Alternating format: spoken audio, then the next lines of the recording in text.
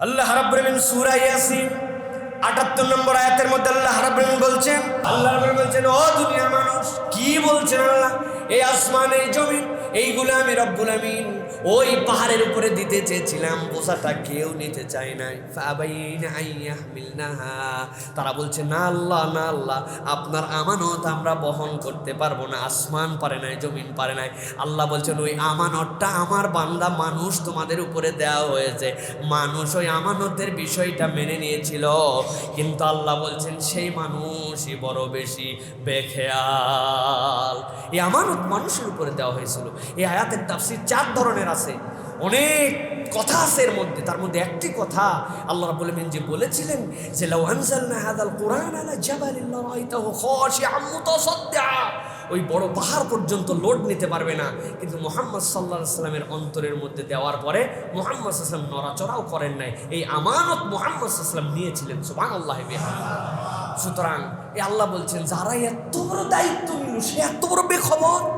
আল্লাহ বলছেন সে বড় বেখবর। আল্লাহ রাব্বুল আলামিন ইন্নাহু কানা যালুমান জাহুলা, সে মূর্খতাবশত নিজের প্রতি জাহালত করে, যে জানেই না যে তারা কত ভ্যালু দিয়ে আল্লাহ রাব্বুল আলামিন সৃষ্টি করেছেন, সে নিজের মূল্যায়ন করলো না।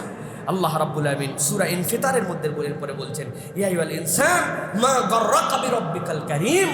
আমার এটার উপর আলাদা এই আয়াতের উপর শুধু তাফসীর আছে, এটার উপরে আমার সংক্ষিপ্ত, আমার তো তাফসীর করার যোগ্যতা নাই, সকলের তাফসীর থেকে নিয়ে আপনাদেরকে জানানো আছে।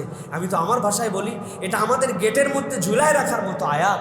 প্রত্যেকের বাড়ির শুরুতে বের হয়, যেখানে চোখ পড়বে সারাদিন এই জায়গায় ঝুলায় রাখা। ইয়া আইয়ুহাল ইনসান মা গাররাকা বিরাব্বিকাল কারীম, কারীম রবের ব্যাপারে কিসে তোমাকে গাফেল করলো, এটা আল্লাহ রাব্বুল আলামিন বলছেন। তার মানে মানুষ বেখবর। আল্লাহ তো দিছেই, আল্লাহ রাব্বুল আলামিন দিছেন, আল্লাহ রাব্বুল আলামিন, মানুষ এটাকে পাত্তা দেয় না। আল্লাহ কোরআনে সেই কথাও বলছেন, সূরা ইউসুফের বিখ্যাত আয়াত 21 নম্বর আয়াত, যেটা ওই আয়াতের মধ্যে আল্লাহ ডিটেইলস বলেছেন। শেষে আল্লাহ বলছেন আল্লাহু গালিবুন আলা আমরি ওয়ালাকিন্না আকসারান নাসি লা ইয়ালামুন। কোথাকার ইউসুফকে কোথায় নিয়ে গেলাম? কূপের ভিতরের পরিত্যক্ত শিশুকে মসনদের উপরে বসালাম। আল্লাহ রাব্বুল আলামিন যারা তাকে হত্যার ষড়যন্ত্র নিল তাদেরকে তার মুখাপেক্ষী বানাই দিলাম। দেশকে ধ্বংস করে দেওয়ার জন্য জেলের মধ্যে যারা রাখলো তারে উদ্ধার করে নিয়ে এসে তারাই ত্রাতার ভূমিকায় আমি রব্বুল আলামিন দাঁড় করালাম। আল্লাহ বলছেন আল্লাহু গালিবুন আলা আমরি, আল্লাহ তার কাজের ব্যাপারে বিজয়ী। আল্লাহকে হারাবে এত বড় হিম্মত তোমার নাই। কিন্তু আল্লাহ বলছেন ওয়ালাকিন্না আকসারান নাস লা ইয়ালামুন। এত উদাহরণ দিলাম, আহসানুল কসাস বললাম, তারপরেও মানুষ শিক্ষা নেয় না, মানুষ গাফেল, গা ছেড়ে দিয়ে চলাফেরা করে। আল্লাহ বলছেন কাল্লা ইন্নাল ইনসানা লা ইয়াতগা আর রাহু ইসতাগনা। মানুষ এমন তার টাকা পয়সা সম্পদ হয়ে গেলে মনে করে আল্লাহ রাখ তোর, আল্লাহ আল্লাহর সাথে পরে দেখা যাবে। এখন কি এর আল্লাহ আল্লাহ চলতেছে, বহু মাথা খাটায় বুদ্ধি খাটায় এই পর্যায়ে আমি উন্নতি করছি। আল্লাহ রাব্বুল আলামিন বলছেন ইন্না ইলা রাব্বিকার রুজা, বান্দা একটা লাটাই যে তোমার কাছে ধরা। ওই যে ইংরেজি কবিতা পড়ছে সেন্স অফ ডি, পড়ছেন না আপনারা? আমরা সেই এসএসসিতে পড়ছিলাম আমরা, যে শান্তি খুঁজে সব জায়গায় কিন্তু সব পায় দুনিয়ায়, শান্তি পায় না। ওটারই কবি ব্যাখ্যা করছেন, লাটাই ছেড়ে দিয়ে আকাশে ঘুড়ি উড়ে আর চিন্তা করে যাবি কোথায়। ঘুড়ি উপরে ওঠার পরে বলছে পাবি কোথায় বেটা, যত উপরে উঠছে পাবি কোথায় তুই? ও বলে তুই যাবি কোথায়? সন্ধ্যাবেলা টান দিলে গোড়ায় আসতে হয়। দুনিয়ার মানুষের সব পাওয়ার, দাম্ভিকতা, অহংকার, ফুটানি, আল্লাহ বলছেন ইন্না ইলা রাব্বিকার রুজা, আল্লাহর কাছে তোমারে না ফেরত আসতে হবে বান্দা। তাহলে তুমি এত গাফেল হয়ে থাকো কেমন? আল্লাহ বলছেন এই গাফেল হয়ে থাকা মানুষের স্বভাব, আমি আল্লাহ জানাই রাখলাম, তবে এত গাফেল হয়েও না, তোমার রবের ব্যাপারে এত গাফেল হয়ে না। 4 নম্বরে আল্লাহ রাব্বুল আলামিন মানুষের চরিত্র বর্ণনা করছেন। মানুষ হচ্ছে সন্দেহবাদী চরিত্রের মানুষ। সন্দেহবাদিতা মানুষের চারিত্রিক বৈশিষ্ট্য, এটা আল্লাহ রাব্বুল আলামিনের ঘোষণা। আল্লাহ কোরআনুল কারীমের 6 নম্বর সূরা আনআম এর 2 নম্বর আয়াতে আল্লাহ বলছেন হুয়াল্লাযী খালাকাকুম মিন তিনিন সুম্মা কাদা আজালা ওয়া আজালুম মুসাম্মা ইনদাহু সুম্মা আনতুম তামতারুন। আল্লাহ রাব্বুল আলামিন বলছেন ও দুনিয়ার মানুষ, হুয়াল্লাযী খালাকাকুম মিন তিন, তোমার রব তো সেই রব যেই রব তোমাকে মাটি থেকে সৃষ্টি করলেন। সুম্মা কাদা আজালান, এরপরে তোমার হায়াতের সাথে একটা সময়কে নির্ধারণ করে দিয়েছেন। ওয়া আজালুম মুসাম্মা ইনদাহু, আর আল্লাহ রাব্বুল আলামিনের কাছে ওই হিসাবটা, ওই নিয়মের, ওই সময়ের হিসাবটা আল্লাহ রাব্বুল আলামিনের কাছে আছে। সুম্মা আনতুম তামতারুন, কিন্তু আল্লাহর কাছে হিসাব থাকার পরেও তোমরা নিজেরা এখন পর্যন্ত সন্দেহ করো। আল্লাহ বলছেন এই সন্দেহবাদিতা মানুষের চরিত্র। সে চিন্তা করে, আরে আমার বংশের লোকজন তো যে পরিমাণ হায়াত পাইছে, এখনো আমার হাতে অনেক সময় আছে, দেখি না চলুক না এরকম করে দিন, আগামী বছর ঠিক হয়ে যাব, আসতেছে রমজান, যদি নামাজ ধরি দেখিস আর যদি ছাড়ি। কিন্তু এই রমজানের আগ পর্যন্ত এই সময়ের হিসাবটা সে দেয় না, সে নিজেকেই নিজের সন্দেহের মধ্যে ফেলে রাখে। রব্বুল আমিন বলছেন এটা মানুষের চরিত্র, যে কোনো বিষয় সে যেন সন্দেহের মধ্যে। তবে তার সবচেয়ে বড় সন্দেহ, মরতে হবে জানে আল্লাহর কাছে টাইম বাঁধা আছে, তারপরেও তার মরার কোনো প্রস্তুতি নাই। আল্লাহ রাব্বুল আলামিন আয়াতের মধ্যে বলছেন সূরা হজ 22 নম্বর সূরার 5 নম্বর আয়াতের মধ্যে আল্লাহ বলছেন, ইয়া আইয়ুহান নাসু ইন কুনতুম ফি রাইবিম মিনাল বা'সি ফাইন্না খলাকনাকুম মিন তুরাব। ও দুনিয়ার মানুষ, তুমি কি সন্দেহ করো নাকি যে আল্লাহর কাছে তোমাকে ফেরত আসতে হবে? জেনে রাখো আমি তো তোমাকে মাটি থেকে সৃষ্টি করেছি। এর মানে আল্লাহ বুঝাতে চান কুল্লু শাইইন ইয়ারজিউ ইলা আসলিহি, ওই রকম ভাবে মানুষকেও তার নিজের জায়গাতে আবার ফেরত আসতে হবে। মাটির মানুষ আবার মাটিতে মিশবে, কিন্তু সেই মানুষ এই মৃত্যুকে নিয়ে পর্যন্ত সন্দেহ করে। বাকি সন্দেহের কথা বাদ দিলাম, যে এইটার সবচেয়ে বড় নিশ্চয়তা, এইটাতেও তার সন্দেহর আচরণ আছে, ঠিক কি না? অনেক সময় আমরা নাস্তিকদের জন্য বলি কোরআন অস্বীকার করার বড় বড় ডায়লগ মারো, এত ডায়লগ লাগবে না, একটা এত অস্বীকার করে আমাদের কাছে আসো, বাকি কথা তোমার সাথে হবো। আল্লাহ কোরআনে বলছেন কুল্লু নাফসিন যায়িকাতুল মাউত, মানুষ মাত্র মৃত্যুর স্বাদ গ্রহণ করবে। তুই এইটাকে অস্বীকার করে 200-250 বছর বাইসে তারপরে আয়, তারপরে কথা হবে বাকি কথা, কি ঠিক কিনা ভাই? পারবে এটা অস্বীকার করতে ভাই? তা তুমি আবার কিসের ফুটানি করো? কোরআনের এক আয়াতের সাথে পারো না, বাকি আয়াত তোমার সাথে কোনো কথাই নেই। আমাদের প্রিয় ভাইরা, আল্লাহ বলছেন এইটা না ওদের চরিত্র ছিল, আর সেইটা না এখন তোমার জীবনের সাথে রিলেটেড হয়ে গেছে। চলা ফেরা আচার আচরণ দেখলে মনেই হয় না যে এই মানুষ আর কোনোদিন ফেরত আসবে। আরে আমেরিকায় যাওয়ার ভিসা না পাওয়া গেলে ঝামেলা আছে, কিন্তু কবরে যাওয়ার জন্য কোনো প্রস্তুতি তার নেওয়া লাগে না, তাই না ভাই? 5 নম্বর যে সমস্যা এই মানুষের সাথে সম্পৃক্ত, আল্লাহ রাব্বুল আমিন বলছেন তার যে বৈশিষ্ট্য সেটা হচ্ছে অস্থির এবং তাড়াহুড়া। অস্থির এবং আমারে দেখে বোঝেন না এটা ভাই? এটা তো আমি নিজেই তাই, আমাদের তবিয়তগতভাবে আমরা অস্থির আর তাড়াহুড়া আমাদের মধ্যে আছে। আল্লাহ বলছেন এটা মানুষের বৈশিষ্ট্য।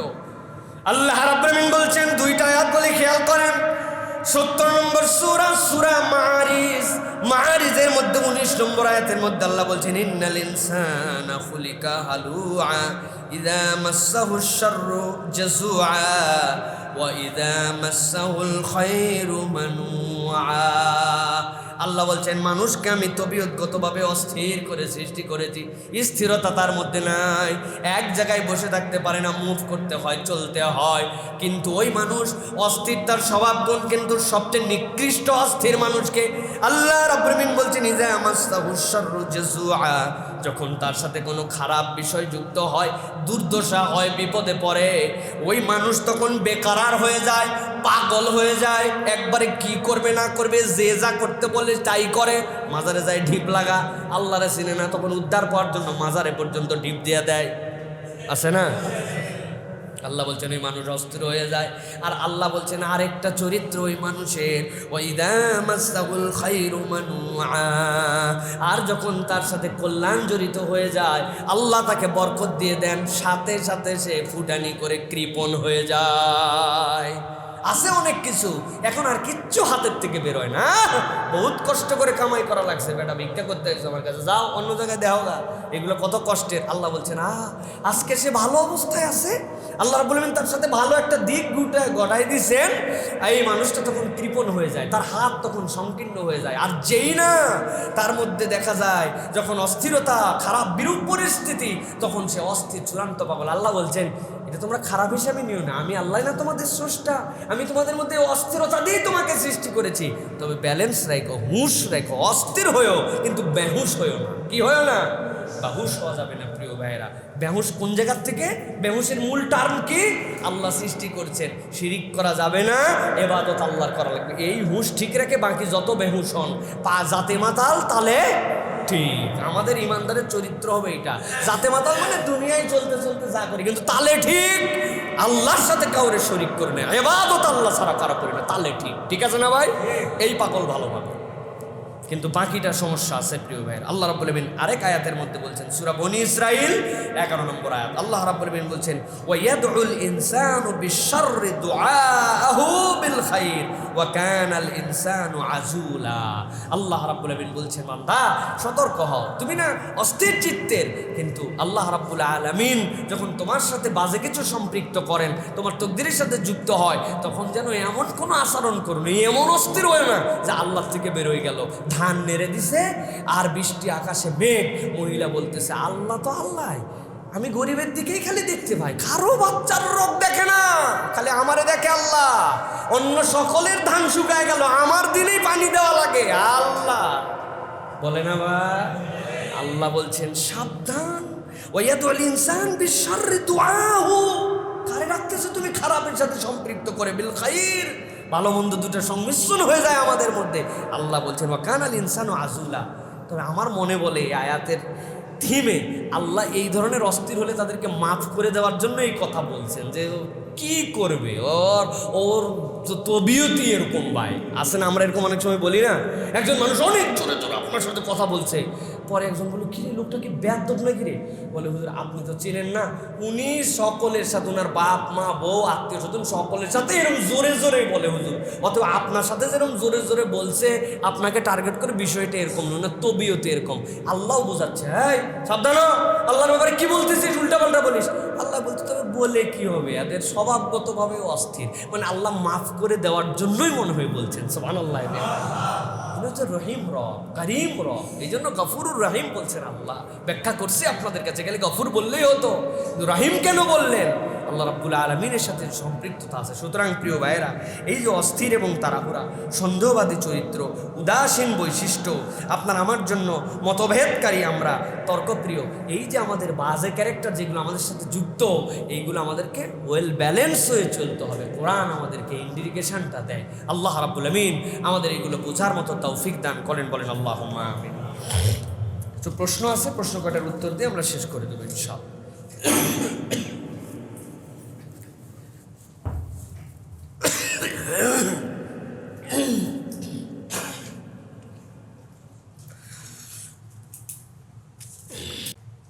কালো টাকা সাদা করার হুকুম কি? আমরা বাজেটে প্রায় দেখি কালো টাকা সাদা করার ঘোষণা আসে, এভাবে কি আল্লাহর কাছে মাপ পাওয়া যাবে? ইসলাম এ বিষয়ে আমাদেরকে কি বলে? চমৎকার একটি জিজ্ঞাসা প্রিয় ভাইয়েরা। টাকার অনেক রং আমরা দেখতে পাই, সবুজ, লাল, হলুদ, কিন্তু কালো টাকা আমি দেখতে পাই না। আপনারা দেখছেন ভাই? এই কালো টাকা বা সাদা টাকাও দেখলাম না, অনেক টাকা সাদা হয়। আসলে এটা ফান, কিন্তু মূল কথা হচ্ছে যে ব্ল্যাক মানি মানে এইটা রঙের দিক দিয়ে সাদা বা কালো নয়। ব্ল্যাক মানি কি? ব্ল্যাক মানির সংজ্ঞা হচ্ছে প্রিয় ভাইয়েরা, যার উৎস বৈধ বা আইনসম্মত নয়, এইরকম যে টাকা, সেটাই হচ্ছে ব্ল্যাক মানি। দুইটি বিষয়ের সাথে জড়িত, আমি দুটি বিষয় আপনাদের সাথে কথা বলবো। সেটি হচ্ছে এই যে ব্ল্যাক মানি, এইটার বিষয়ে ইসলামের মতামত কি, আর আরেকটা হচ্ছে আমাদের দেশে যে বছরকে বছর এই ব্ল্যাক মানিকে হোয়াইট মানি করার চান্স দেওয়া হচ্ছে, এতে আমাদের দেশের জন্য বা আমাদের দেশের আইনের সাথে এটা কতটুকু সঙ্গতিপূর্ণ, এই বিষয়টি প্রথমে আপনাদেরকে বলে রাখি প্রিয় ভাইরা। সেটা হচ্ছে অবৈধ সম্পদের ক্ষেত্রে ইসলামের মূল সূত্র হচ্ছে যে অবৈধ সম্পদ কখনো বৈধ হয় না। এটা দলিল কি? সূরা ইউসুফের মধ্যে আল্লাহ 59 নম্বর আয়াতের মধ্যে বিষয় ডিটেলস বর্ণনা করেছেন। অবৈধ যেটা সম্পদগতভাবে, এই সম্পদ আপনার জন্য কখনো বৈধ হয় না। এখন 2 নম্বর কথা হচ্ছে যে আপনি এই অবৈধ সম্পদ যেটা বলছেন, এই ক্ষেত্রে একটা উৎসের আয় অবৈধ বলছেন, আরেকটা হচ্ছে দায় মুক্তি দিচ্ছেন। দায় মুক্তি আর উৎসের আয়ের অবৈধ কি? আপনার কামাই করার পদ্ধতি যা করছেন, এইগুলো সবগুলোই ছিল অবৈধ। আরেকটা দায় মুক্তি কি? আপনি যেইটা ট্যাক্স বা করকে ফাঁকি দিয়েছেন, কিন্তু আপনি ব্যবসা করে টাকাটা হালাল করে কামাই করছেন, এটার থেকে আপনি দায় মুক্তি দিচ্ছেন। এই দায় মুক্তির ক্ষেত্রে শরীয়ত আপনাকে বলবে এটার সাথে আরো কিছু বেশি রিলেটেড আছে, এটা আপনার জন্য জায়েজ। কিন্তু যেই টাকা হারামভাবে, অবৈধভাবে, অন্যায্য পথে ইনকাম করা হয়েছে, এটা দুনিয়ার সবাই মিলে সাদা কেন, আরো যত রং আছে ওই রঙের ঘোষণা দিলেও ইসলাম অনুযায়ী এটা কখনো সাদা টাকা হবে না। প্রিয় ভাইয়েরা, ইসলাম আপনাকে কি বলছে? ইসলাম আপনাকে বলছে যে সত্তাগতভাবে যদি অবৈধ হয় এই টাকা আপনার জন্য চিরস্থায়ীভাবে হারাম। কিরকম? আপনার সত্তাগতভাবে এইটা ছিল আপনার মদ, এটা ছিল আপনার শুয়োরের দোকান, এটা মাদক পরিবহনের টাকা। এই মদ, মাদক, শুয়োর, এই যে বিষয়গুলি, এইগুলো হচ্ছে সত্তাগতভাবে হারাম। তাহলে আপনি এইটা ট্রেড লাইসেন্স দিয়ে, টাকা দিয়ে, পয়সা দিয়ে, ট্যাক্স দিয়ে, যা দিয়ে করেন, এই কামাইটাই আপনার হারাম। এটা আপনার জন্য কখনো হালাল হবে না। 2 নম্বর হচ্ছে, যদি কোনো মাল কেউ গসব করে নেয়, ছিনায় নেয়, চুরি করেছে, এই ক্ষেত্রের বিধান হচ্ছে যে মাল গসব করেছে ওই পরিমাণ মাল আপনাকে যদি বৈধ করতে হয়, সাদা করতে হয়, তাহলে তার মালিককে খুঁজে সেইটা পরিশোধ করতে হবে, অথবা সমমূল্যের তাকে টাকা দিয়ে দিতে হবে। আপনি কারো থেকে ঘুষ নিয়েছেন, কারো থেকে উৎকোচ নিয়েছেন, কারো ওয়ারিশ থেকে আপনি বঞ্চিত করেছেন, আপনি এইগুলো তখন আপনাকে তার কাছে ফেরত দিয়ে দিতে হবে। যদি পান ফেরত, না হলে আপনাকে কোনো সোয়াবের, নিজের সোয়াবের আশা ছাড়া ওই মালিকের জন্য আপনাকে সাদাকা করে দিতে হবে। এটা শরীয়তের বিধান। 3 নম্বরে, না জেনে হারাম উপার্জন। আপনি জানেন না কিন্তু আপনি হারাম উপার্জন করে ফেলেছেন। শরীয়তের মাসালা হচ্ছে যে আপনি যতটুকু এর মধ্যে সাধ্যের মধ্যে থাকবে আপনি এটা দিয়ে দিবেন, কিন্তু না জানার কারণে আল্লাহ আপনাকে ক্ষমা করে দিবেন। সূরা বাকারার 275 নম্বর আয়াতের মধ্যে আল্লাহ রাব্বুল আলামিন এই বিষয়ে ডিটেলস বলেছেন। এরপরে জেনে বুঝে হারাম ইনকাম, আপনি জানছেন এটা হারাম, তারপরে আপনি ভক্ষণ করেছেন, তাহলে আপনাকে এই হারাম অংশটুকু বাইতুল মাল অথবা রাষ্ট্রীয় কোষাগারে জমা দিতে হবে এবং এখান থেকে আপনাকে আল্লাহর কাছে তওবা করতে হবে। তবেই আপনার জীবনে এটা সাদা হিসাবে রূপান্তর হবে। যেমন মাদক পরিবহনের টাকাটা আপনি ব্যবহার করছেন, আপনি জানেন এর মধ্যে মদ এবং মাদক আছে, যেটা নিষিদ্ধ, ইসলামে নিষিদ্ধ, হারাম। আপনি আপনার ট্রাক ভাড়া দিয়ে এটাতে টাকা খান, বলে এই মদ আমি খাই না, এর দোকানও আমার না, শুধু আমার ট্রাক। আল্লাহ বলতেছেন এই লভ্যাংশ, এই টাকা খাওয়া আপনার জন্য হারাম। আপনি মিথ্যা সাক্ষী দিয়েছেন, কারো মিথ্যা সাক্ষী দিয়ে আপনি টাকা নিছেন।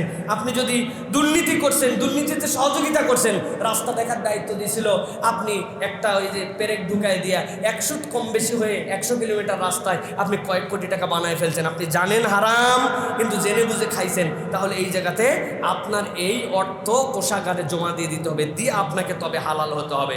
এর জন্য আপনাকে তওবাও করতে হবে, কাফফারাও দিতে হবে। প্রিয় ভাইরা, মিশ্র সম্পদ আরেকটা, হালালও আছে হারামও আছে। সেক্ষেত্রে আমি কি করব? শরীয়তের বিধান, আপনার জ্ঞাত সারে যতটুকু হারাম আপনি জানেন এইটুকু আপনি দিয়ে দিবেন, কিন্তু হারামের সাথে হালাল এই সম্পদের দিক থেকে মিশে যাওয়ার কারণে হালাল সম্পদও হারাম আপনার জন্য হবে না। তাহলে ইসলামের দৃষ্টিভঙ্গিতে কালোকে সাদা করার তরিকা হচ্ছে এইটা। কিন্তু আমরা আমাদের দেশে দেখতে পাই যে আমাদের যার উৎস অবৈধ, সেটা হারাম হোক, অন্যায্য হোক, চুরি হোক, দুর্নীতি হোক, অপ্রদর্শিত হোক, এখন একটা সুযোগ দিয়ে দেওয়া হলো এই লিকুইড মানি আবার আপনাকে হালাল করার জন্য, যে এইগুলোর যখন কট্টর দিয়ে অমুক অমুক জায়গায় বিনিয়োগ করে দেন। এর দ্বারা জীবনে কোনো দিন কালো টাকাকে সাদায় রূপান্তর করা সম্ভব নয়, বরং এর দ্বারা দিনকে দিন দুর্নীতি এবং অবৈধ উপার্জনকে প্রশ্রয় দেওয়া হবে। এরকম করে কর, আগামী বছর আবার সুযোগ পাওয়া যাবে, এরকম করে করা যাবে। এটা হচ্ছে অনইসলামিক চর্চার ফলাফল। প্রিয় ভাইরা, দ্বিতীয় কথা যে এইরকম করে যদি হারামকে আপনি হালাল করেন, আল্লাহর কাছে পার পাওয়া যাবে কিনা, এটার জন্য মনে হয় মুফতি সাহেবের কাছে ফতোয়া নেওয়া লাগবে না। আপনি হারাম যেটা শরীয়তের সম্পর্ক নাই, আল্লাহর বিধানের সাথে সামঞ্জস্য নাই, ওইটাকে আপনি হালাল করে সাদা টাকা বানায় মনে করতেছেন আল্লাহর কাছে পার পেয়ে যাবেন, এত সোজা নয়। এই টেন্ডেন্সি এখন আমাদের ইসলাম ধর্মের অনুসারীদের মধ্যে ঢুকছে। সারা জীবন দুর্নীতি করে শেষ বয়সে একটা মাদ্রাসা বানাইছে, একটা মসজিদ বানায়, বারবার হজ উমরা করে চিন্তা করছে কেল্লা ফতে। আছে না ভাই? এত সহজ নয়। এভাবে আপনি আল্লাহর ইবাদতেও সাদা কালোকে সাদা বানাবেন, এই সুযোগ নেই। অতএব আল্লাহ আমাদেরকে বুঝদান করুক এবং এই টেন্ডেন্সি থেকে আমাদের দেশকে, দুনিয়াকে, মুসলমানদেরকে বের হওয়ার তৌফিক দান করুক। দেশ বের হতে পারুক না পারুক, ইন্ডিভিজুয়ালি ব্যক্তি পর্যায়ে মনে রাখবেন আপনাকে আল্লাহর সামনে হাজির হতে হবে। অতএব কালো টাকা কামাবই না, সাদা করা তো অনেক পরের কথা, ঠিক কিনা? একজন প্রশ্ন করেছেন, সেটার পদ্ধতি এবং আদবগুলি জানাবেন। আমি স্থানীয় একটি কবরস্থানে গিয়েছিলাম, জুতা পরে ঢুকতে গেলে আমাকে এই কবরস্থানে ঢুকতে দেওয়া হয় নাই, শরীয়ত এ বিষয়ে কি বলে? প্রিয় ভাইয়েরা, কবরস্থানে জুতা পরে এই ব্যক্তিকে ঢুকতে দেন নাই, এবং কবরস্থানে যাওয়ার পরে তিনি কবরে কিভাবে সালাম দিবেন এ বিষয়ে আমাদের অনেকেরই জিজ্ঞাসা থাকে। আমি আপনাদের কাছে প্রাথমিকভাবে দুটি প্রসঙ্গ বলি। গোরস্থানে যাওয়ার উদ্দেশ্য কী এটা আপনাকে প্রথমে জেনে নিতে হবে। গোরস্থানে যাওয়ার উদ্দেশ্য এবং গোরস্থানের আমল কী। কবরস্থানে যাওয়ার মৌলিক উদ্দেশ্য কোরআন হাদিসের আলোকে আমরা যেটা বুঝতে পারি সেটি দুটি। একটি হচ্ছে মৃত এবং কবরবাসীকে দেখে নিজের মৃত্যুর অবস্থানটাকে এখানে আসতে হবে এইটার ব্যাপারে ঈমান পরিষ্কার করা এবং রিয়ালাইজেশন করা যে আমার আলটিমেট ডেস্টিনেশন হচ্ছে এই জায়গা, অতএব মৃত্যুর কথা স্মরণ করা, আল্লাহমুখী হওয়ার অনুপ্রেরণা নেওয়ার জন্য কবরে যাওয়া। আর 2 নম্বর, মৃত ব্যক্তিদের জন্য উপকার করা, নিজের উপকার করা না, মৃত ব্যক্তিদের জন্য উপকার করা এবং তাদের জন্য সালাম দেওয়া। কবরস্থানে যাবেন তাদেরকে দোয়া করতে, তাদেরকে সালাম দিতে, তাদের উপকার নিতে। কবরবাসী আপনাকে কিছু দিবে এইটার জন্য কখনো মুসলমান কোনো কবর জিয়ারতে যায় না। তৃতীয় কথা, কবর জিয়ারত করা সুন্নাহ। এই সুন্নাহ পদ্ধতিটা আমাদের ফলো করা উচিত। রাসূলুল্লাহ সাল্লাল্লাহু আলাইহি ওয়াসাল্লাম বলতেন, আসসালামু আলাইকুম আহলাদ দিয়ার মিনাল মুমিনিন ওয়াল মুসলিমিন ইনশাআল্লাহ বিকুম লাহিকুন। আল্লাহ রাসূল সাল্লাল্লাহু আলাইহি ওয়াসাল্লাম বলতেন, হে কবরবাসী, আপনাদের প্রতি সালাম, আপনাদের প্রতি আল্লাহর রহমত, ইনশাআল্লাহ বিকুম লাহিকুন, অচিরেই আমরা আপনাদের সাথে মিলিত হব। আসআলুল্লাহু লানা ওয়া লাকুমুল আফিয়া, তোমাদের জন্য আল্লাহর কাছে ক্ষমা চাই, আমাদের জন্য আল্লাহর কাছে ক্ষমা চাই। এটা রাসূলুল্লাহ সাল্লাল্লাহু আলাইহি ওয়াসাল্লামের দোয়া। আমরা এটা যদি নাও পারি, আসসালামু আলাইকুম ইয়া আহলাল কুবুর, অথবা আসসালামু আলাইকুম ইয়া দিয়ারা কুবুরিল মুমিনিন ওয়াল মুসলিমিন আনতুম লানা সাবিকুন ওয়া নাহনু ইনশাআল্লাহ বিকুম লাহিকুন। বাংলায় না পারলে বলবেন, আপনাদের প্রতি সালাম বর্ষিত হোক, কবরবাসীর প্রতি রহমত হোক, আমরা আপনাদের সাথে মিলিত হব। আপনারা আমাদের আগে আসছেন, আমরা আপনাদের পরে আসব। আল্লাহ আপনাদেরকেও মাফ করে দেখ, আমাদেরকেও মাফ করে দেখ। এইটা হচ্ছে কবরে যাওয়ার পরে জিয়ারতের পদ্ধতি। দ্বিতীয় কথা হচ্ছে, কবর জিয়ারতের ক্ষেত্রে অনেক সময় আমরা পিতামাতার কবরের পাশে, অনেকের কবরের পাশে হাত তুলে দোয়া করি। এটার বিধান কি? হাত তুলে কবরস্থানে দোয়া করা হাদিস দ্বারা সাবেত আছে, রাসূলুল্লাহ সাল্লাল্লাহু আলাইহি ওয়াসাল্লাম দ্বারা সাবেত আছে যে এইখানে পিতামাতা অথবা জিয়ারতে যে তার জন্য দোয়া করার নিয়তে, সালাম দেওয়ার নিয়তে আপনি হাত তুলেও দোয়া করতে পারবেন। তবে কবরস্থানকে সামনে নিয়ে আপনি অথবা কবরকে সামনে নিয়ে হাত তোলা বা দোয়া করার বিধান শরীয়ত আপনাকে উৎসাহ দেয় না, বরং কেবলামুখী আপনাকে হতে হবে। কবর ধরেন এরকম করে আছে, এখন আপনি পিছনে না দাঁড়ায় সামনে অথবা পিছনে কেবলার দিকে দাঁড়ালেন, যাতে কবর আপনার বরাবর হলো না, আপনি আল্লাহর কাছে দোয়া করলেন। এটা হচ্ছে একটা আদব। আর আমার ভাইয়ের প্রশ্ন, জুতা পরে তাকে ঢুকতে দেওয়া হয় নাই, এই বিষয়টা কিন্তু শরীয়ত সম্মত। প্রিয় ভাইরা, উকবা ইবনে আমের রাদিয়াল্লাহু তাআলা থেকে হাদিস আসছে, ইবনে মাজার যে হাদিসের মধ্যে 1567 নম্বর হাদিস, এই হাদিসের মধ্যে উকবা ইবনে আমর বলতেছেন, রাসূলুল্লাহ সাল্লাল্লাহু আলাইহি ওয়াসাল্লাম বলেছেন যে ঈমানদারদের কবরের উপর দিয়ে জুতা পরে হাঁটার থেকে আগুনের উপরে হাঁটা আমার জন্য পছন্দনীয়। এবং বাজারের মধ্যে কেউ যদি বাথরুম করে, এটা যেরকম লজ্জাজনক, বাজারের মধ্যে সবাই আছে, তার মধ্যে একজন বাথরুম সেরে দিল ওপেন, এটা যেরকম লজ্জাজনক, এর থেকেও লজ্জাজনক ঈমানদারদের গোরস্থানের উপরে কেউ মলমূত্র ত্যাগ করা। এই হাদিসের আলোকে গোরস্থানের মধ্যে জুতা স্যান্ডেল পরা আপনার আমার জন্য অনুচিত। তবে আছে এর মধ্যে দুইটা। তবেটা কি? অনেক গোরস্থানের মধ্যে দিয়ে সুন্দর রাস্তা বানানো আছে, কবরের একটা সিরিয়াল আছে, আর ওই গোরস্থানে জিয়ারত করার জন্য, দাফন করার জন্য রাস্তা আছে। এখন ওই রাস্তা দিয়ে আপনি যেতে পারেন, কিন্তু ইমানদারের কোনো কবর জানার পরে তার উপর দিয়ে আপনি যেতে পারেন না। কিন্তু অনেক কবরস্থানে শুরুর থেকেই জুতা খুলতে বলা হয় এই জন্য যে কবরটা আগে এজমালি ছিল, পরে ডেকোরেশন করে এখন রাস্তা করা হয়েছে, ভাগ করা হয়েছে, কিন্তু আগে ইমানদারদের কবর পুরাটাই ছিল, মাটি টাটি দিয়ে এখন রাস্তা করছে। তাহলে কোথায় ইমানদারের কবর আছে আমি তো জানি না। এই হিসেবে আমাদের জুতার তলায় নাপাক থাকতে পারে, অথবা একজন ইমানদারের শ্রদ্ধার জন্য রাসূলুল্লাহ সাল্লাল্লাহু আলাইহি ওয়াসাল্লাম যে তরিকা বলেছেন সেই হিসেবে জুতা খুলে প্রবেশ করা আমাদের জন্য উচিত। আশা করি কবর জিয়ারত এবং এ বিষয়ে আপনারা সঠিক কথা জানতে পেরেছেন। একজন প্রশ্ন করেছেন, হুজুর, জাহান্নাম থেকে মুক্তির জন্য আমাকে কিছু আমলের কথা বলে দিবেন। আমার খুব ভয় হয় যে আল্লাহর জাহান্নাম আমি কিভাবে সহ্য করব। সাথে সাথে এটাও বুঝি না এমন কতগুলা কাজ কেমন করে আমি করে ফেলি যেটি আমি আপাত দৃষ্টিতে দেখতে পাই জাহান্নামী কাজ হচ্ছে আমার জন্য। মেহেরবানি করে আমাকে কিছু বলবেন।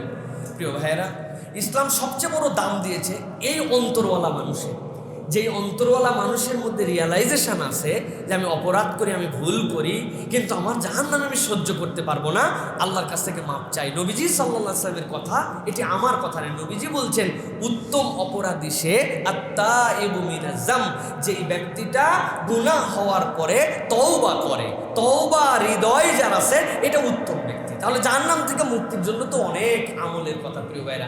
আমি ক্ষুদ্রভাবে আপনাদের কাছে 7টা বিষয় বলবো, সহজ, যে এই বিষয়গুলো চলতে ফিরতে আমাদের মাথার মধ্যে রাখতে হবে জাহান্নাম থেকে মুক্তির জন্য, যেন আমরা এই প্র্যাকটিস করতে পারি। 1 নম্বর, গীবত থেকে বেঁচে থাকা জাহান্নাম থেকে মুক্তির অন্যতম আমল। রাসূলুল্লাহ সাল্লাল্লাহু আলাইহি ওয়াসাল্লাম বলেছেন তাবারানীর হাদিসের মধ্যে, কোনো মুসলমান অপর মুসলমানের ইজ্জত হানি থেকে, সম্ভ্রম হানি থেকে যদি বেঁচে থাকে অথবা ইজ্জত হানি করতে না দেয়, আল্লাহ তাকে জাহান্নাম থেকে মুক্তি দিয়ে দিবেন। তাহলে গীবত করা যাবে না। 2 নম্বরে তাসবিহ, তাহলিল, তাহমিদ, তাকবীর। রাসূলুল্লাহ সাল্লাল্লাহু আলাইহি ওয়াসাল্লাম বলেছেন মানুষের জন্য শরীরে 360 জোড়া হাড্ডি, এইগুলার প্রত্যেকটার জন্য আল্লাহর কাছে সাদাকা করো।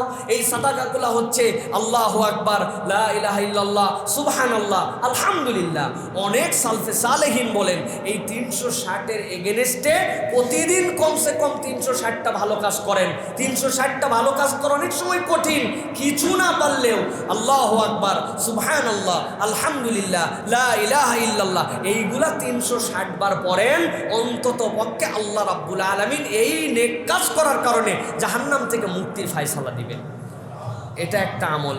3 নম্বরে বলবো প্রিয় ভাইয়েরা, তাকবীরে উলার সাথে 40 দিন সালাত আদায় করা, এটা জাহান্নাম মুক্তির সরাসরি ঘোষণা। রাসূলুল্লাহ সাল্লাল্লাহু আলাইহি ওয়াসাল্লাম বলছেন কেউ যদি তাকবীরে উলার সাথে, প্রথম তাকবীর ইমাম বাদে তার সাথে সালাত আদায় করতে পারে, তা আল্লাহ রাব্বুল আলামিন তাকে মুনাফিকের থেকে এবং জাহান্নাম থেকে মুক্ত করে দিবেন। তাহলে জীবনে টার্গেট করে একবার হলেও ধারাবাহিক 40 দিন আমাদের এই আমলটা করা উচিত। এরপরে চতুর্থত যেটা বলবো, অসুস্থ হলে রাসূলুল্লাহ সাল্লাল্লাহু আলাইহি ওয়াসাল্লাম বলছেন যখন তোমরা অসুস্থ হও, এই অসুস্থ অবস্থায় হাদিসের অনেক ডিটেলস আছে, এর মধ্যে আল্লাহ রাসূল সাল্লাল্লাহু আলাইহি ওয়াসাল্লাম বলেছেন লা ইলাহা ইল্লাল্লাহু লাহুল মুলক, আরেক জায়গায় বলেছেন লা হাওলা ওয়ালা কুওয়াতা ইল্লা বিল্লাহ, লা ইলাহা ইল্লাল্লাহ ওয়াহদাহু লা শারীকা লা। তো অসুস্থ হয়েছে কিন্তু আল্লাহর প্রতি শিকায়েত নাই, তারপরেও সে আল্লাহর কাছে বলে লা ইলাহা ইল্লাল্লাহ লাহুল মুলক। এইটার উপরে যদি কেউ ঈমান নিয়ে কালেমা নিয়ে যায়, আল্লাহ তাকে অসুস্থতার কারণে, এই তাসবিহর কারণে আল্লাহ তাকে জাহান্নাম থেকে মুক্ত করে দিবেন। তাহলে এটাও আমাদের প্র্যাকটিস করতে হবে। পঞ্চমত, বেশি বেশি দান সদাকা করা। আল্লাহ রাব্বুল আলামিনের রাগ থেকে নিজেকে মুক্ত করার অন্যতম উপায় আল্লাহর জন্য দান করা। এই স্বভাব রাখতে হবে, কৃপণ হবে না ইমানদার। ইমানদার দান সদাকা করবে। 6 নম্বর যেটা বলবো প্রিয় ভাইরা, জাহান্নাম থেকে পানা চাওয়া, এটাও জাহান্নাম মুক্তির একটা আমল। আল্লাহুম্মা আজিরনি মিনান নার, আল্লাহুম্মা আজিরনা মিনান নার। হে আল্লাহ, তুমি জাহান্নাম থেকে আমাকে নিষ্কৃতি দিয়ে দাও। বান্দা কায় মনোবাক্যে যখন বলে, এটাও জাহান্নাম মুক্তির জন্য আমল। সর্বশেষ 7 নম্বর যেটা বলবো প্রিয় ভাইরা, সুন্দর ব্যবহার। ব্যবহার যার সুন্দর, আল্লাহ রাব্বুল আলামিন ওই মানুষটাকে জাহান্নাম থেকে মুক্ত করবেন। কেননা রাসূলুল্লাহ সাল্লাল্লাহু আলাইহি ওয়াসাল্লাম বলছেন সর্বোত্তম মানুষ তো সে, সর্বোত্তম ব্যবহারকারী যে। এখন সর্বোত্তম মানুষকে তো আল্লাহ জাহান্নামে দিবেন না। সুতরাং জাহান্নাম থেকে মুক্তির জন্য আচরণ, ব্যবহার আমাদেরকে সুন্দর করতে হবে। তাহলে 1 নম্বরে বলেছি গীবত থেকে বাঁচবো, তাসবিহ, তাহলিল, এইগুলো বেশি বেশি পড়বো।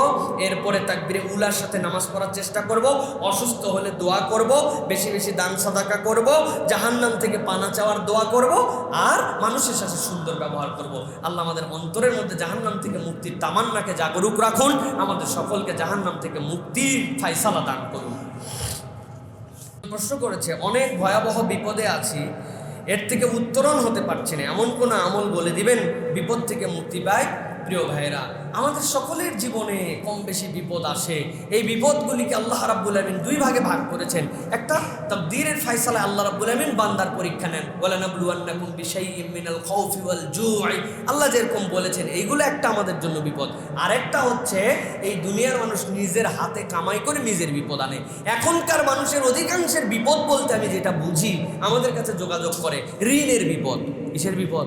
না বুঝে নিজের ব্যবসা বড় করার জন্য সুদে নানানভাবে ঋণ নিছে, নিয়ে এখন বিপদে পড়ে গেছে। তার বিপদের আর কোনো উদ্ধার নাই, কোনো রকম হিকমা অবলম্বন করে নাই। আল্লাহর কাছে দোয়া করতেছে বারবার যে আল্লাহ তুমি গলাবাতির দাইন, তুমি আমাকে ঋণ থেকে মুক্তির ব্যবস্থা করে দাও, ঋণ থেকে বাঁচাও। অথচ আল্লাহ বলছে না হাল্লাল্লাহুল বাইয়া ওয়া হারামা রিবা, সে কোটি টাকা নিয়ে আরো 1 কোটি টাকার সুদ দিবে, এই সুদে টাকা নিয়ে আল্লাহর কাছে বলছে আল্লাহ মাফ করে দাও। বলো ভাই, হলো? তাহলে আল্লাহর পথে আপনাকে আগে ধাবিত হতে হবে, এটা প্রথম বিষয়। আল্লাহর দিকে আপনাকে আসতে হবে। 2 নম্বরে, সিদ্ধান্ত নেওয়ার ক্ষেত্রে পরামর্শ ভিত্তিক সিদ্ধান্ত নিতে হবে। খালি হুজুরের কাছে পরামর্শ নিলে হবে না, ফ্যামিলির সকলের সাথে পরামর্শ করতে হবে। আমরুহুম শুরা বাইনাহুম, ইমানদারের গুণ, বিপদ উদ্ধারের জন্য কি করব এটাও পরামর্শ করতে হবে, খালি নিজে নিজে ভাবলে হবে না। 3 নম্বরে, আপনাকে তওবার হালতে যেতে হবে, আল্লাহর কাছে বেশি বেশি ইস্তেগফার করতে হবে। 4 নম্বরে, হতাশ হওয়া যাবে না।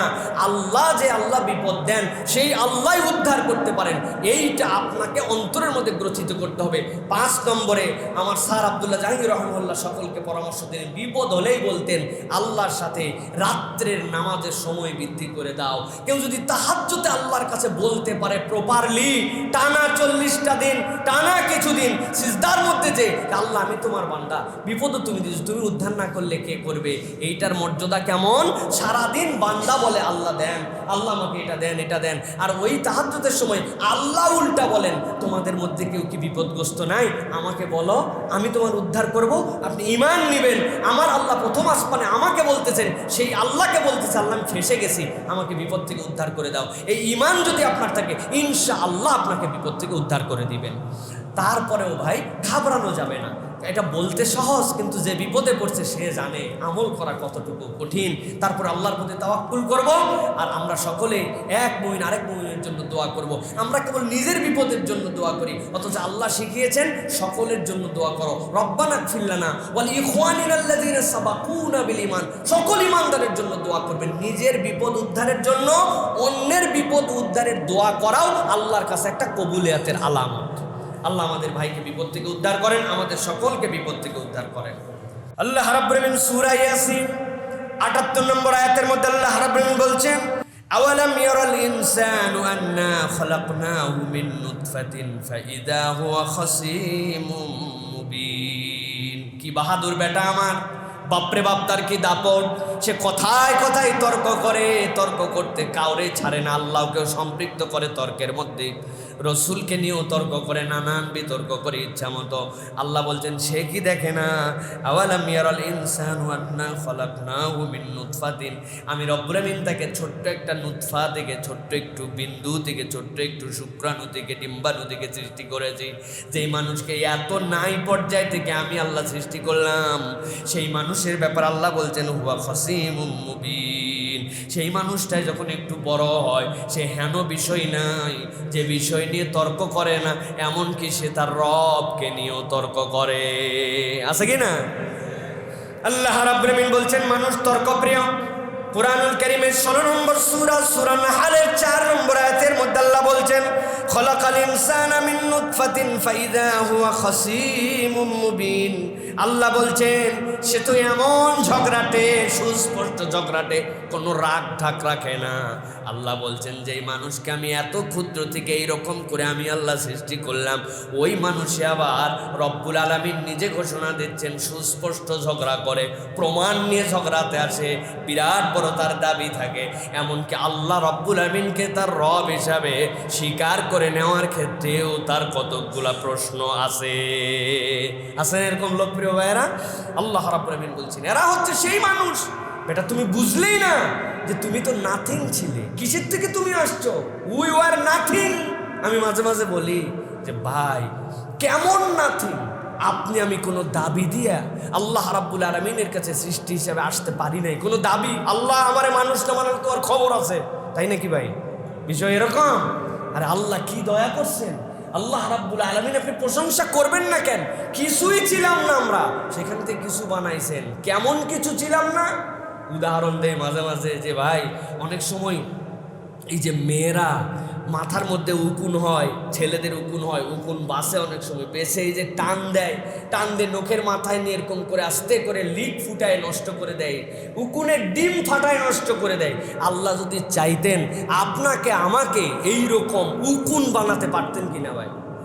পারতেন না ভাই? গরু ছাগল কুকুর হাঁস বানাতে পারতেন কিনা?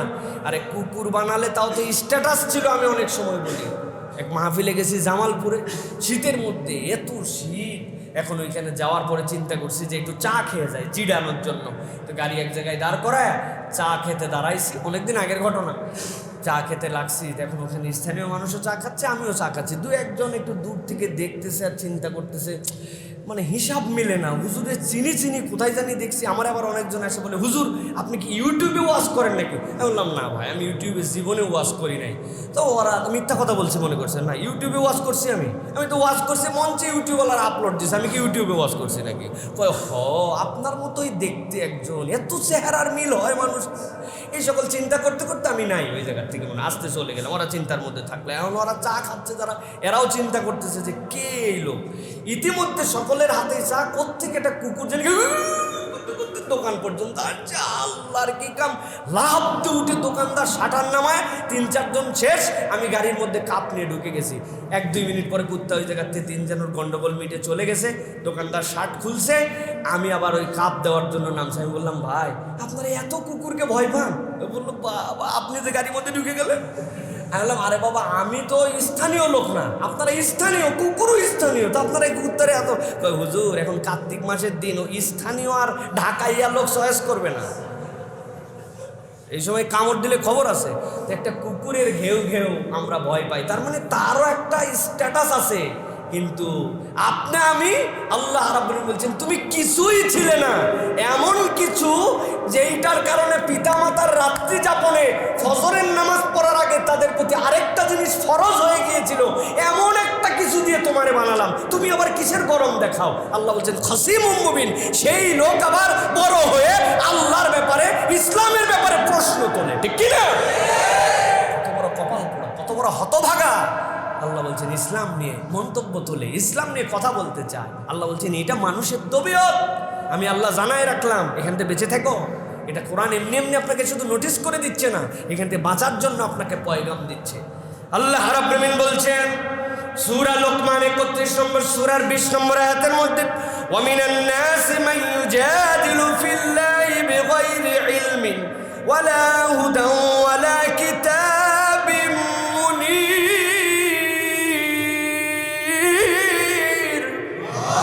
আল্লাহ বলছেন ও দুনিয়ার মানুষ, তাদের কাছে নাই কিতাব, নাই হিদায়াত, নাই আল্লাহর পক্ষ থেকে কোনো বক্তব্য, অথচ আল্লাহ রাব্বুল আলামিন যেই কিতাব দিলেন, বক্তব্য দিলেন, এত পণ্ডিতের পণ্ডিত হয়ে গেছে যে আল্লাহ রাব্বুল আলামিনের কিতাব নিয়ে নবীর কথাকে নিয়ে পর্যন্ত তারা বিতর্ক করে।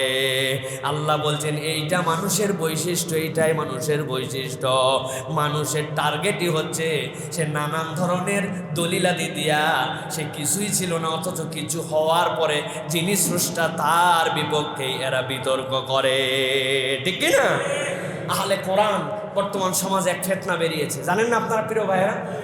মহা ফিতনার নাম আহলে কোরআন।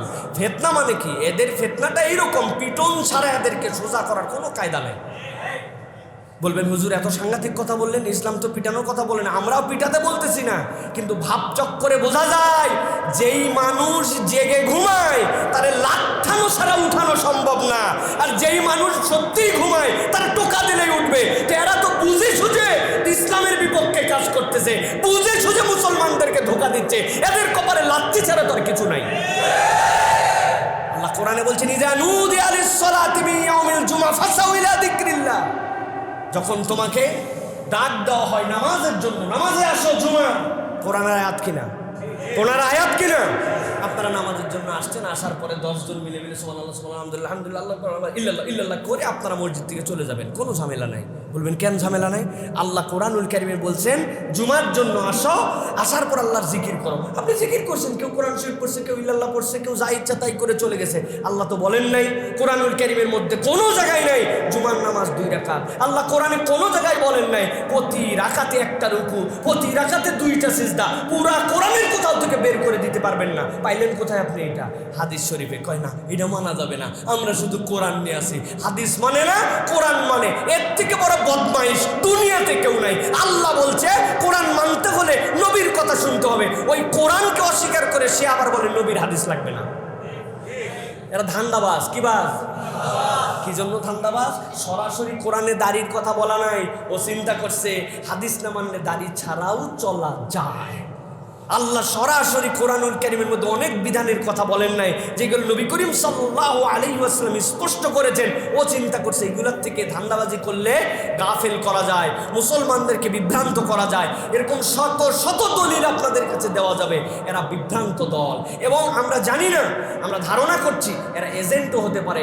একসময় মুসলমানদের ভিতরে কাদিয়ানীদেরকে দিয়ে বিভিন্নভাবে খতমে নবুয়তকে অস্বীকার করায়, মুহাম্মদ সাল্লাল্লাহু আলাইহি ওয়াসাল্লামকে অপমান করায়, মুসলমানদের মধ্যে কিছু বৈপরীত্য সৃষ্টি করতে চেয়েছিল, ব্যর্থ হয়েছে। নানান এজেন্ডা দিয়ে মুসলমানদেরকে ব্যর্থ হয়েছে। এখন তাদের নতুন এজেন্ডা, মানুষকে বলো কোরআনে আমাদের জন্য যথেষ্ট, হাদিস টাদিস লাগবে না। এইভাবে যদি মুসলমানদেরকে একটু গাফেল করা যায়, জানি না এটা কোনো এজেন্ডার বাস্তবায়ন কিনা। এটার থেকে আপনাদেরকে কঠোরভাবে সতর্ক থাকতে হবে এবং এ বিষয়ে আপনাদেরকে কথা বলতে হবে।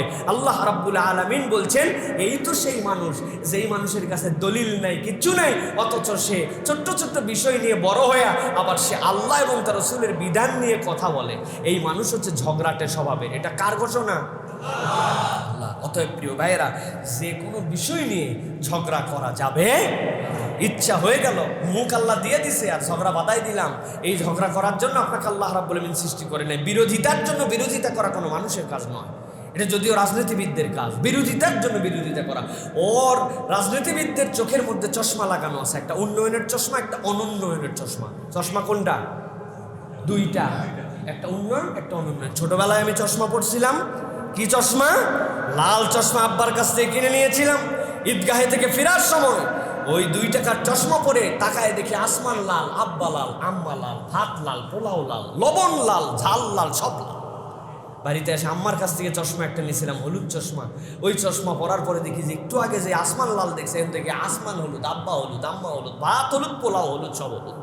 আসলে কি ভাত হলুদ, আব্বা লাল, আম্মা হলুদ? না, আমার চোখের চশমা লাল আর হলুদ। তা আমাদের রাজনীতিবিদরা আমাদেরকে, আমাদের উত্তর প্রজন্মকে শিখিয়েছে একটা উন্নয়নের চশমা আর একটা অনুন্নয়নের চশমা। ওই দল যদি কিছু করে তাহলে ও যতই ভালো কাজ করুক, ওর চোখে লাগানো আছে অনুন্নয়নের চশমা, ও কোনো উন্নয়ন দেখতে পায় না।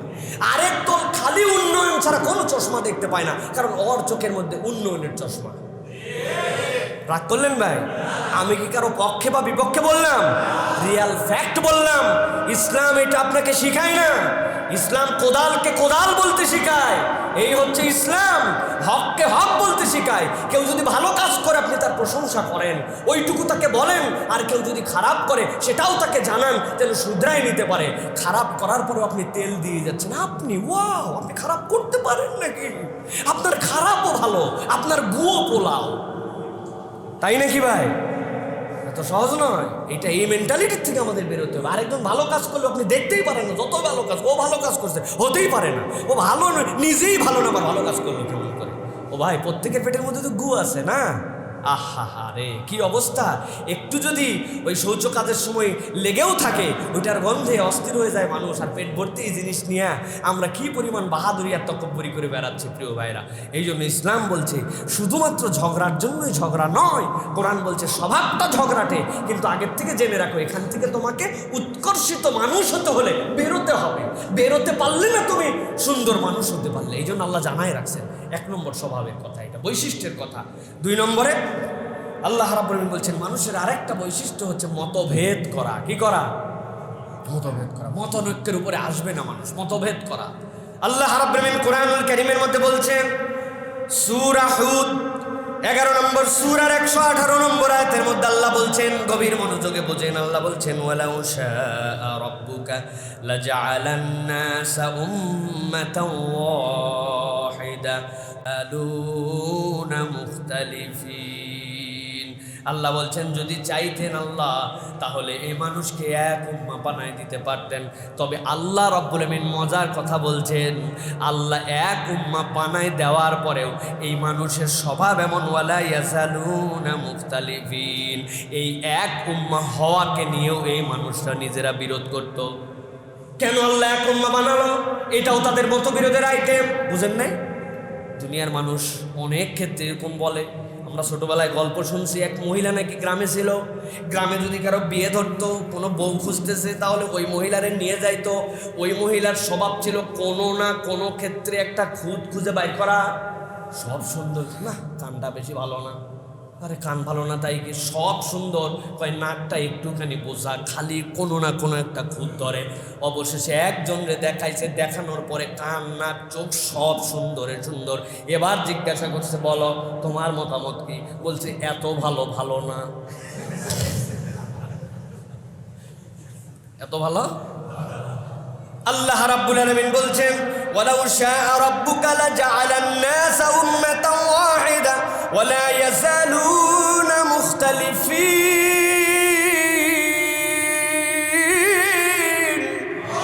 আল্লাহ বলছেন, ও দুনিয়ার মানুষ, আমি রব্বুল আলামিন চাইলে এদেরকে এক উম্মাহ বানাই দিতে পারতাম, তবুও তারা এই বিষয়ে মতভেদ করত। অতএব মানুষ তবিয়তগতভাবে, সৃষ্টিগতভাবে মানুষ মতভেদকারী। আল্লাহ এই বার্তাটা এই জন্য দিচ্ছেন, তোমরা ভালো করে কনসাস থেকো। তোমার মন অনেক সময় অ্যাবসেন্স মাইন্ডেও তোমাকে এই মতবিরোধের দিকে নিয়ে যাবে, কিন্তু আল্লাহর বিধান আর রসুলের বিধানের মধ্যে ওই বিধান সাব্যস্ত হয়ে যাওয়ার পরে পণ্ডিতি খাটায় যেন তুমি কোনো মতবিরোধ করো না। আল্লাহ রাব্বুল আলামিন আরো বলছেন কুরআনুল কারীমের 23 নম্বর সূরা মুমিনুন এর 52 নম্বর আয়াতের মধ্যে বলছেন, ওয়া ইন্না হাযিহি উম্মাতুকুম উম্মাতান ওয়াহিদাতান ওয়া আনা রাব্বুকুম ফাত্তাকুন। আল্লাহ বলছেন এই উম্মত তো উম্মত হিসাবে এক, এইটা মাথায় রাখবা। উম্মতের ফিকির তোমার মধ্যে থাকা লাগবে, তোমার ব্যক্তি চর্চায় তোমার মতবিরোধ থাকবে, কিন্তু উম্মত তো এক। ঈমান যে আনছে আল্লাহর কাছে স্বীকার করে বিশুদ্ধভাবে যে লা ইলাহা ইল্লাল্লাহ সাথী, এ তো আমার উম্মত। অতএব নানান বিষয়ে মতবিরোধ থাকলেও উম্মত প্রেমী হবে, কালেমা প্রেমী হবে মানুষটা।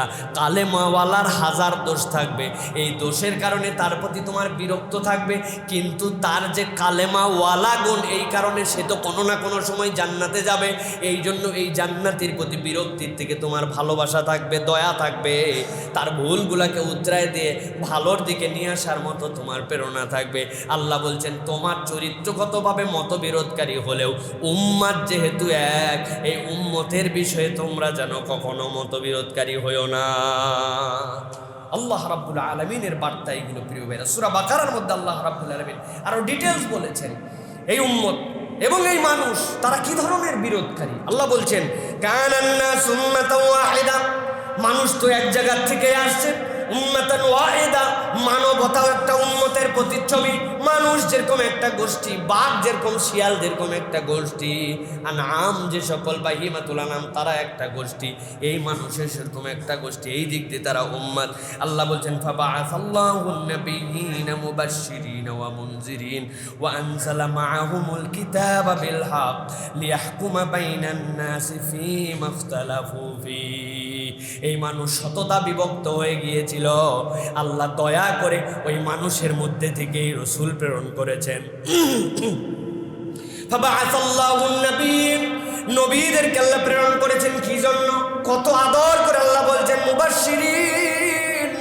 আল্লাহ রাব্বুল আলামিন নবীদেরকে আগে ভয় দেখানোর জন্য পাঠান নাই, নবীদেরকে শুধু এই ফতোয়া দেওয়ার জন্য পাঠান নাই, তুই জাহান্নামী, তুই জাহান্নামী, তুই বাতিল, তুই শেষ হয়ে গেছস, অমুক দল করার কারণে তুই বাতিল। আল্লাহ এই জন্য নবীদেরকে পাঠান নাই।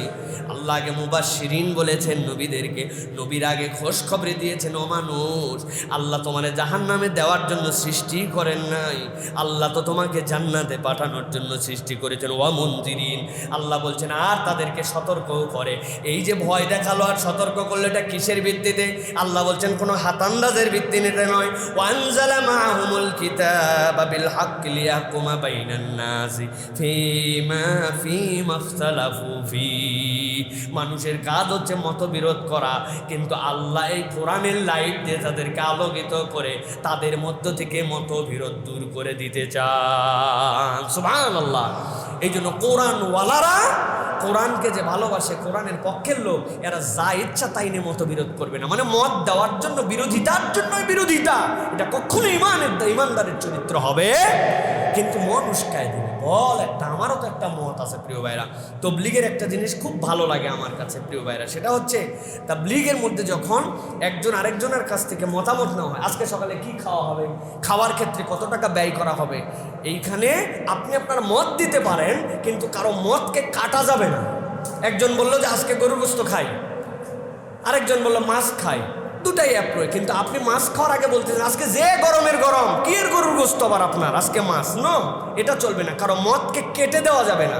একজন আমির থাকবেন, তিনি ফাইসালা দিবেন, কিন্তু আপনার মত আপনি দিবেন, তার মত তা দিবেন। তবলিগ থেকে এটা শেখার মতো আছে। চমৎকার একটা আইডিওলজি এটা, আলহামদুলিল্লাহ প্রিয় ভাইরা। তো এই জন্য আমরা বলবো যে ভালো যার যেখান থেকে ভালো আছে আমরা সেখান থেকে ভালোটা গ্রহণ করব। সেই ভালোটুকু নিব, খারাপ যতটুকু আছে সেইটুকু আমরা জানিয়ে শুধরানোর জন্য চেষ্টা করব। এটা তো একই উম্মাহ, কারে আপনি জাহান্নামে পাঠাচ্ছেন? ও যদি লা ইলাহা ইল্লাল্লাহর দাবিদার হয়, মুহাম্মাদুর রাসূলুল্লাহ স্বীকারোক্তিকারী হয়, আল্লাহর সাথে শিরিক না করে, হাজার ভুল থাকলেও ইমানের দাবিতে সে জান্নাতমুখী মানুষ কোনো না কোনো সময়। তো সাধারণ কিছু তার ভুলের জন্য আপনি তারা জাহান্নামে পাঠা দিচ্ছেন, কে দায়িত্ব দিয়েছে আপনারে? আল্লাহ এই জন্য বলছেন বিরোধিতা করবে, কিন্তু সমাধান কি দিয়ে হবে? মুখের কথায় নয়। আল্লাহ বলছেন ওয়া আনজালা মাআহুমুল কিতাব, এই নবীদের সাথে কিতাব দিয়েছি। কাজ কি? বিল হক, সত্য সহ, লিয়াহকুমা বাইনান নাস ফীমা ইখতালাফু ফীহ, মানুষ তো বিরোধ করবে, মিটাবে কি দিয়ে? কোরআন দিয়ে। কি দিয়া? সুন্নাহ দিয়া, রাসূলুল্লাহ সাল্লাল্লাহু আলাইহি ওয়াসাল্লামের সুন্নাহ দিয়া, কোরআন দিয়ে, রাসূলুল্লাহ সাল্লাল্লাহু আলাইহি ওয়াসাল্লাম এবং পয়গম্বরদের বর্ণনা দিয়ে। সুতরাং মতভেদকারী মানুষ হবে, কিন্তু সমাধানের সিদ্ধান্তে আসতে হবে কোরআন এবং হাদিস দিয়ে। মনে থাকবে এটা ইনশাআল্লাহ। আল্লাহ আরো বলেছেন অনেক মতভেদ, সাধারণ মতভেদ, কিন্তু একটা মতভেদ সাংঘাতিক মতভেদ, এখান থেকে বেঁচে থাকো। স্বভাবগতভাবে মতভেদকারী, কিন্তু এইটা নিয়ে মতভেদ করো না। তোমার দিনকে তোমার মতভেদ টুকরা বানায় দেয়। দিনকে কি করে? টুকরা বানিয়ে ফেলে। কারা কারা ঘুমাই গেছেন হাত তুলেন ভাই। কেউ ঘুমান নাই না এখনো? আরে কথা বলেন আপনারা প্রিয় ভাইরা। মতভেদ দিনকে টুকরা করে দেয় প্রিয় ভাইরা। আল্লাহ কোরআনুল কারীমের সূরা আম্বিয়া, আমি এই যে সূরা নাম্বার সহ বলে দিই কি জন্য, যাতে আপনারা যে বাড়িতে একটু পড়ালেখা করতে পারেন। আমাদের অনেক স্টুডেন্ট এখানে আছে, কাউরে কোনোদিন দেখি নাই যারা নোট করলো আলোচনার, অথচ আমি ইউটিউবে ওয়াজ শোনার সময় অনেক সময় হাতে খাতা কলম মোবাইলে নোট বের করে রাখি, কেউ নোট করে না, এগুলো শুনে চলে যাচ্ছে সবাই। প্রিয় ভাইয়েরা, সূরা আম্বিয়ার মধ্যে আল্লাহ বলছেন ওয়া তাকাত্তাউ আমরাহুম বাইনাহুম কুল্লুন ইলাইনা রাজিঈন। রাজিউন, আল্লাহ বলছেন এই মানুষগুলা কি খারাপ খসলতের মানুষ। তারা মতবিরোধ করতে করতে তাকাত্তাউ আমরাহুম বাইনাহুম, তাদের দ্বীনের মধ্যে পর্যন্ত তারা মতভেদ করে ফেলে। দ্বীন নিয়ে তারা নতুন করে ফায়সালা দেয়। আরে কিসের আপনি বাজেটের কথা বলতেছেন? বাজেটে বলতেছেন সুদ নির্ভর বাজেট চলবে না। আপনি বললেই হলো নাকি? এটা কি নবীজির সেই 1400 বছর আগের সেই গণ্ডমূর্খের যুগ নাকি? আধুনিক যুগ। এই যুগে সুদ ছাড়া কোনো অর্থনীতি সম্ভব না। কে ফতুয়া দিতেছেন? মুফতিউল বাঙ্গালি আছেন আমাদের মধ্যে এরকম ভাই, মুফতিউল হাওয়া। আল্লাহ রাব্বুল আলামিন বলছেন এই দিনকে পূর্ণাঙ্গ দিলাম আমি। আল্লাহ রাব্বুল আলামিন মানুষের উপরে যা চলবে না এরকম কিছু চাপায় দেই না আমি আল্লাহ। তারপরে বললাম সুদকে হারাম করা হলো, তারপরে বললাম ব্যবসাকে বৈধ করা হলো, আর আপনি বলতেছেন আমার বিবেকে ধরে না, এই জন্য আমি বুঝি না, চলেও না। আপনি যুক্তি দিচ্ছেন। আল্লাহ বলছেন তারা দিনকে টুকরা টুকরা করে ফেলে। মতভেদটা তাদের এমন। আবার ওই লোকই নামাজ পর্যন্ত আসে, ওই লোকে সুদ ভিত্তিক ইকোনমিক বাস্তবায়ন করে আসরের সময় নামাজের ব্রেক হয়, ওই লোকই পার্লামেন্টে আবার আসরের নামাজ পড়তে যায়। আস্তে ঠিক বলেন, জোরে বলেন না প্রিয় ভাইয়েরা। অতএব ভালো করে মনের মধ্যে একটা জিনিস পরিষ্কার রাখবেন, ইমান বাঁচানোর জন্য এটা মনে রাখবেন। ওই বিধান কায়েম হোক বা না হোক, ওটা দুনিয়ায় থাক বা না থাক, দুনিয়ার কত ইস্টাবলিশড হোক না হোক, আপনার বিবেকে ধরুক বা না ধরুক, কেউ লজিক দিয়ে আপনাকে বুঝায় দেখ বা না দেখ, কোরআনের বিধান যেটা সেইটাই সর্বাংশে সত্য। আমার মাথায় ধরলেও ঠিক, না ধরলেও ঠিক, এটার নাম ইমান। আল্লাযীনা ইউমিনুনা বিল গায়ব, এর নাম মুমিন। আর আপনি যদি বলেন আমার বুঝে ধরে ততটুকু মানি, ততটুকু বুঝে ধরে না ততটুকু মানি না ততটুকু, আপনি যাই হন না কেন ইমানদার হতে পারেন না।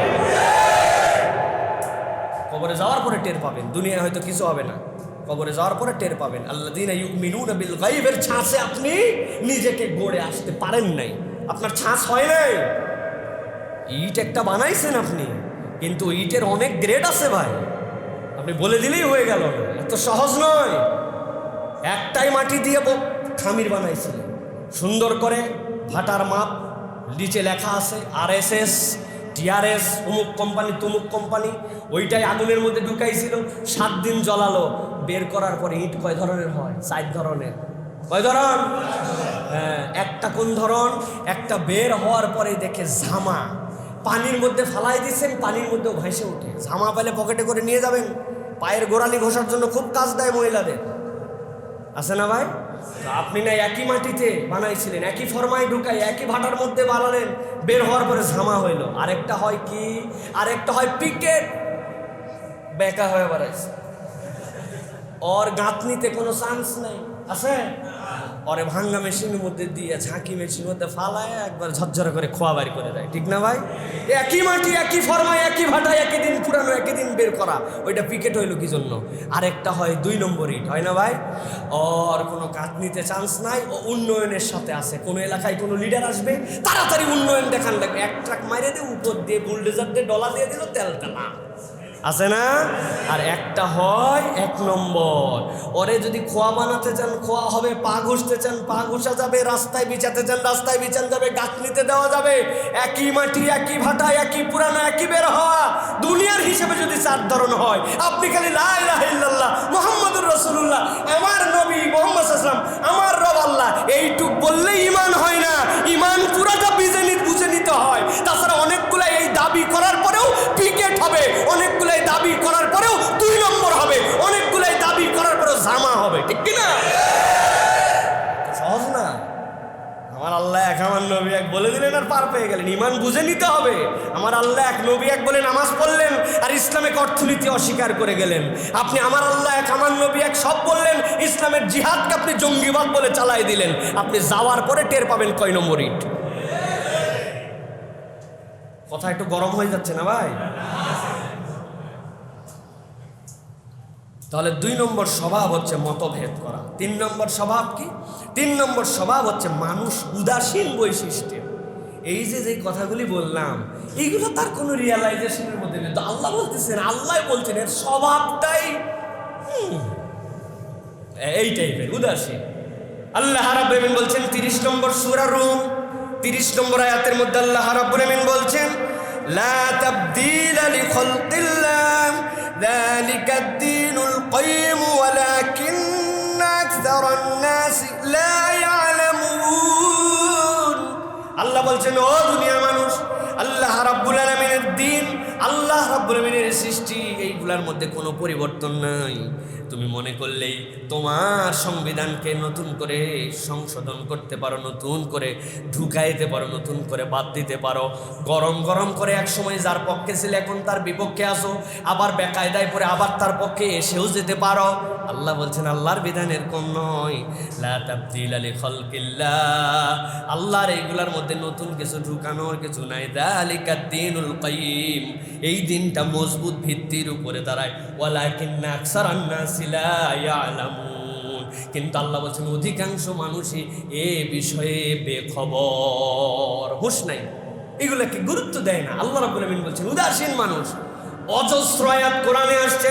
আল্লাহ রাব্বুল আলামিন 33 নম্বর সূরা আহজাবের আয়াত 72 নম্বর আয়াতের মধ্যে আল্লাহ বলছেন, ইন্না আরাদনাল আমানাতা আলাস সামাওয়াতি ওয়াল আরদা ওয়াল জিবালি ফাআবাইনা আন ইয়াহমিলনাহা ওয়া আশফাকনা মিনহা ওয়া হামালাহাল ইনসান ইন্নাহু কানা যালুমান জাহুলা।